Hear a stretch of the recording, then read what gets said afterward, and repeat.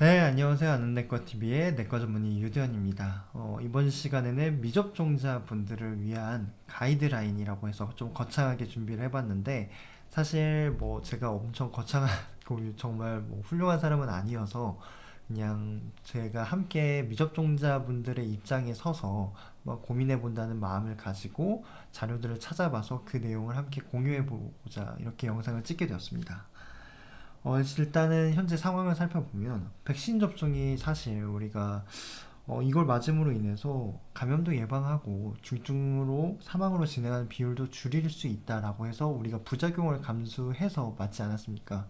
근데 현재 오미크론 변이 앞에서는 맞더라도 확진되는 사람이 이렇게나 많고, 그리고 걸려도 사실 중증으로 진행하는 비율이 따지는 게 의미가 없다는 거죠, 사실. 왜냐면 오미크론이 거의 감기 수준밖에 안 되는데 이게 왜 이렇게 호들갑을 떠느냐라고 이슈가 지금 많이 되고 있는데요. 그래서 제가 질문을 꽤 많이 받아요, 이 부분에 대해서. 그래서 과연 우리 미접종자분들께서 이 백신이 어떤 의미가 있는지 궁금해하시고 아직까지 선택을 못 하시거나 굉장히 혼란스러워 하시는 분들이 계셔서 질문들을 좀 정리해 보았습니다. 첫 번째 질문은 오미크론의 백신에 과연 어떤 효과나 의미가 있는지에 대한 질문인데요. 일단은 우리가 뭐 비교를 할 때는 다른 변수가 없어야 돼요. 그래서 과거에 완치됐던 사람들은 배제를 하고 한 번도 걸리지 않았던 사람들 두 군을 가지고 일단은 비교를 해볼게요. 그래서 오미크론 유행 전에는 접종을 하지 않았던 그룹은 보면 감염 발생률도 더 높았고 중증 사망으로 진행하는 비율도 더 높았습니다. 이 데이터는 델타 변이에서 아주 두드러지게 나타났었죠. 실제로도 보면 이거는 이제 미네소타주, 미국에 있는 한 주에 있는 데이터인데, 보면 발생하는 비율과 사망하는 비율이 모두 다 미접종자에서 접종군보다 더 높게 나타났고요. 하지만 오미크론으로 또 유행이 이동하면서 데이터가 좀 많이 변했거든요. 어떻게 변했냐? 접종을 하더라도 감염 발생 비율이 올라갔다는 점이 좀 주목할 점이죠. 그에 반면에 중증 사망하는 비율은 여전히 낮게 유지가 되었는데요. 실제로 보시면 이제 오미크론이 유행하던 시기로 옮겨오니까 감염 발생 비율도 똑같이 높아졌어요. 반면에 사망하는 비율은 여전히 백신 접종을 한 그룹에서 낮게 유지됐다는 점이 주목할 점이고요. 이러한 흐름은 뉴욕주에서도 비슷하게 나타났습니다. 우리나라에서도 또 비슷한 결과를 나타냈는데, 3차 접종을 했더니 오미크론 관련해서 중증 위험도가 백신 접종을 하지 않은 그룹보다 81%나 줄였고 치명률도 마찬가지로 84%나 줄였다고 했습니다. 하지만 오늘 이제 질병관리청에서 전 연령층을 봤을 때 현재 중증도 치명률이 다 줄어들고 있다라고 발표를 하였고, 근데 여기서 좀 주목할 점은 60세 이상은 60세 이상이 아닌 그룹보다 여전히 한 10배 이상의 중증도와 사망률을 가지고 있다라는 점이 조금 주목할 점이었습니다. 그래서 제가 여러분들께 드리고 싶은 이제 조언은 60대 미만, 본인이 60대 미만이면서 다른 기저질환이 전혀 없어요. 그리고 본인이 직장 생활을 뭐 재택근무를 위주로 한다거나 아니면 인구 밀집 지역이 가지 않는다거나, 그리고 1인 가구, 혼자 사시는 분들, 혹은 본인이 마주하시는, 자주 접촉하시는 가족 혹은 직장 동료가 모두 다 건강하신 분이라면 사실상 백신 미접종을 선택하시는 게 저는 전혀 비과학적이고 비논리적이라고 생각하지 않거든요. 그래서 이런 경우, 이런 전제 조건이 성립한다면 접종을 선택하지 않을 수 있다라고 생각을 하고요. 다음 질문은 차라리 코로나에 걸리는 게 더 낫지 않겠냐라는 질문을 하시는 분들이 계세요. 이 경우에 대해서 이제 전제 조건을 좀 다르게 설정을 해보면, 이미 코로나에 걸린 사람들을 일단은 완치자라고 이제 명명을 할 텐데, 이 완치자와 한 번도 코로나에 걸리지 않은 사람을 가지고 이제 비교를 해야 되는 거거든요. 그래서 한번 비교를 해보면 이때 여러 가지 용어들을 저희가 헷갈릴 수 있어요. 그래서 완치자가 다시 코로나에 걸리는 경우를 이제 재감염이라고 하고, 이런 경우를 이제 자연면역이라고 명명을 하거든요. 근데 한 번도 안 걸렸던 사람이 백신까지 맞았는데 걸리는 경우를 우리는 돌파 감염이라고 하고, 백신으로 인해서 우리가 첫 번째 감염을 막아준다라는 개념을 백신 면역이라고 해요. 근데 이게 오미크론 유행 전까지는 백신 맞는 것보다는 오히려 한 번 걸리는 게 훨씬 나았어요.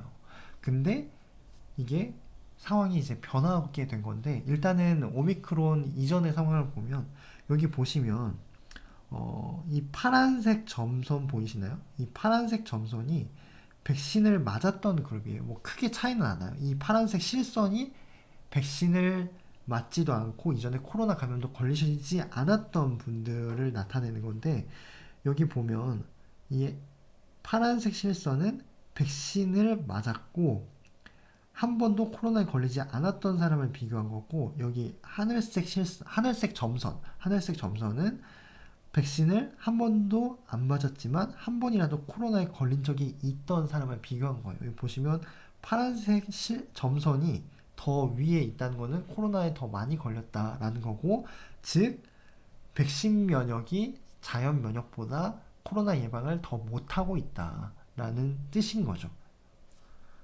그리고 미국 클리블랜드 대학병원에서 이제 발표한 자료를 보면 5만 2천 명 환자 중에 7,851명 환자가 이제 완치자였어요. 그래서 이 데이터를 놓고 이제 델타가 유행하던 시기에 이제 조사를 했는데, 보니까 일단은 이 델타 유행 시기에서는 당연히 미접종자이면서 코로나에 걸리지 않았던 사람들은 면역력이 없으니까 더 확진 비율이 높아지겠죠. 하지만 여기 보시면 이 살색이라고 표현해요. 주황색으로 표시된 이 집단이 바로 백신만 받았던, 이전에 코로나 걸린 적이 없는 백신만 있었던 그룹인데, 이 그룹과 그 다음에 여기 보시면 한 번이라도 코로나에 걸렸지만 백신을 맞지 않은 이 그룹이 진한 파란색이에요. 이 그룹을 비교했을 때 여기 보시면 지금 진한 파란색은 거의 0에 수렴하고 있거든요. 근데 이 주황색 이 그룹은 지금 딱 눈에 보이듯이 눈에 나타나죠. 여전히 높다는 거죠. 근데 뭐 절대적으로 비교했을 때는 미백신 접종군과 코로나 비감염자와는 확연한 차이는 있지만, 확실히 자연 면역이 백신 면역보다는 더 좋다라는 결과를 보여준다는 거죠. 하지만 이제 오미크론으로 이제 유행이 이동하면서는 조금 결과가 달라져요. 그 말이 무엇이냐? 이 자연 면역조차도 오미크론 변이 앞에서는 재감염의 비율이 올라가게 되고 그 면역력이 다 소실된다는 거죠. 그러면서 백신 면역과 자연 면역이 큰 차이가 없다는 건데, 진짜 그런지 한번 볼게요. 여기 보시면 오미크론이 확산되던 시기에 재감염 사례가 이렇게나 이제 피크를 치고 현재 이제 확산세가 꺾이고 있으면서 재감염 사례도 지금 꺾이고 있는 그런 데이터를 워싱턴주 데이터에서 보여주고 있고요. 그리고 아까 이제 방금 클리블랜드 대학병원에서 이제 오미크론 변이가 유행하던 시기로 이제 이동을 했더니, 여기 보시면 주황색이 아까 백신 면역이라고 했고 진한 파란색이 자연 면역이라고 했어요. 보시면 자연 면역이나 백신 면역이나 지금 겹치고 있어서 큰 차이가 없다라는 것을 나타내 주고 있습니다. 그래서 오미크론 이전까지는 자연 면역이 더 우수했다라고 말씀드릴 수 있어요. 하지만 오미크론 이후에서는 비슷한 상태라고 할 수 있다는 거죠. 이 부분은 이제 중증으로 진행하는 비율 그리고 치명률에서도 거의 자연 면역과 그 백신 면역은 비슷비슷하다라고 말씀드릴 수 있겠습니다. 그래서 저는 이 부분에 대해서 미접종자분들께 과연 내가 자연 면역을 선택할 것인지 백신 면역을 선택할 것인지 고민하실 때 결국 받아들여야 될 것들에 대해서 어느 게 나에게 더 위험한가를 받아들여야 되는데, 코로나 감염으로부터 위험을 내가 감수할 것인지 아니면 백신의 부작용을 감수할 것인지, 이 두 가지 중에 한 가지를 선택하셔야 됩니다.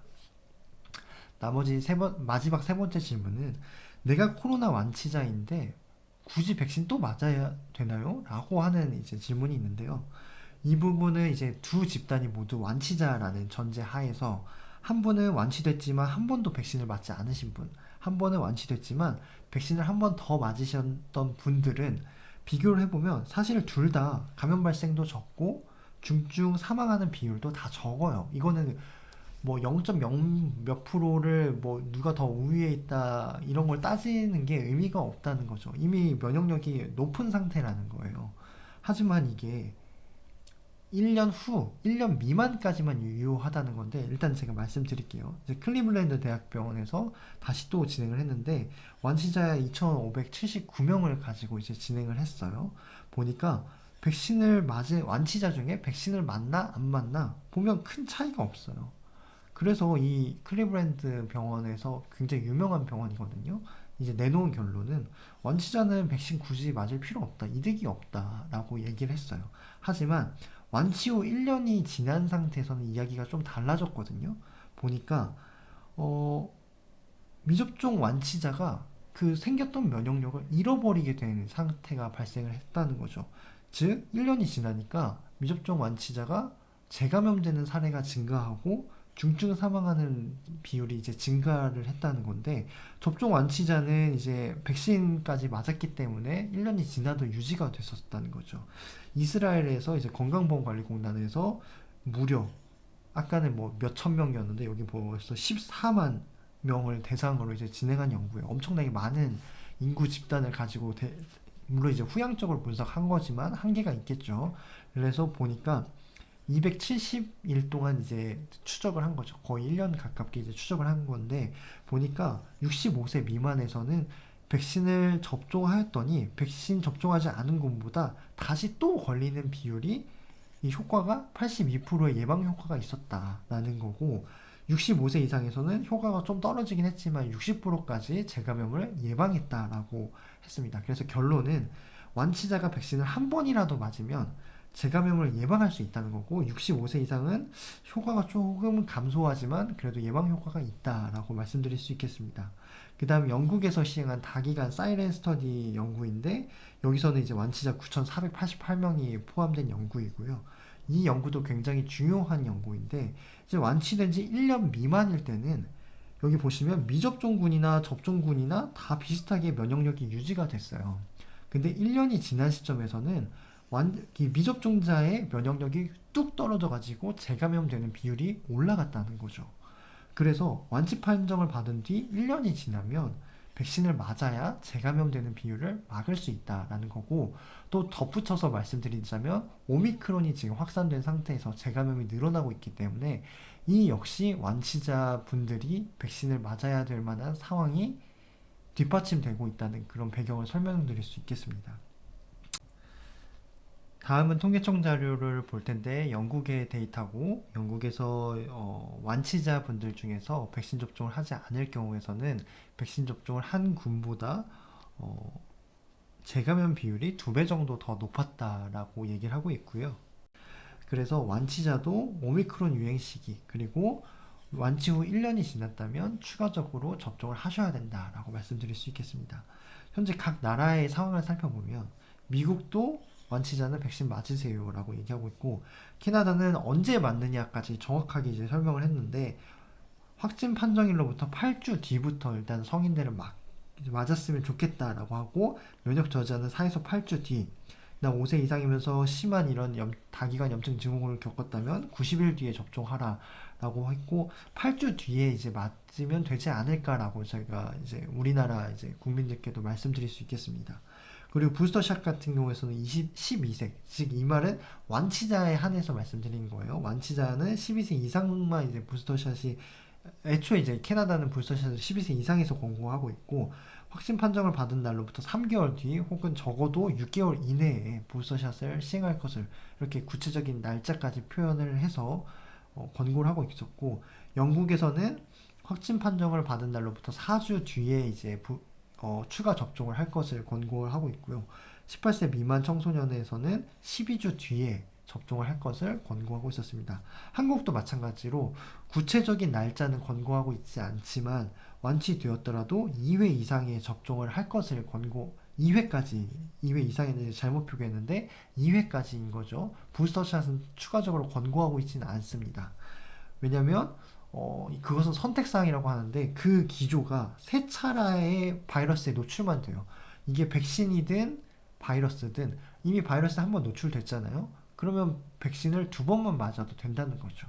그래서 우리나라의 권고 지침은 현재 그런 상황이고, 현재 우리나라의 위치가 어디 있는지 한번 살펴보면, 우리나라의 위치는 지금 오늘 보니까 거의 20만 명에 다다르고 있더라고요. 생각보다 가파르게 오르고 있는데, 피크가 25만 명 예상하고 있다고 하는데, 이런 상황에서 재감염 사례가 이쪽으로 가면 이제 줄어들 거란 말인 거죠. 근데 아직까지는 재감염 사례가 이렇게 확진자가 늘어나면 늘어날수록 더 증가할 것이기 때문에, 아직까지는 완치자분들도 이 상황에서는 백신을 맞으셔야 된다라고 말씀드릴 수 있겠습니다.